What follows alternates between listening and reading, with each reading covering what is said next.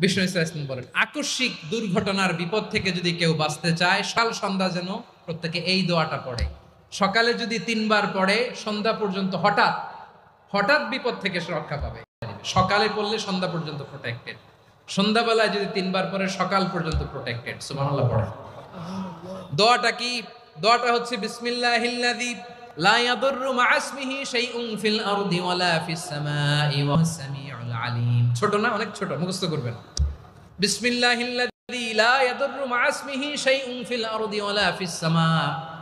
ওই আল্লাহর নাম নিচ্ছি, যে আল্লাহর নামের বরকতে আকাশ জমিনের কোনো কিছু কারো কোনো ক্ষতি সাধন করতে পারে না।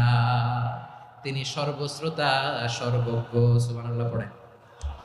পড়বেন এই দোয়াটা, বিসমিল্লাহিল্লাযী লা ইয়াদুররু মা ইসমিহি শাইউন ফিল আরদি ওয়ালা ফিস সামাই ওয়া হুয়াস সামিউল আলিম।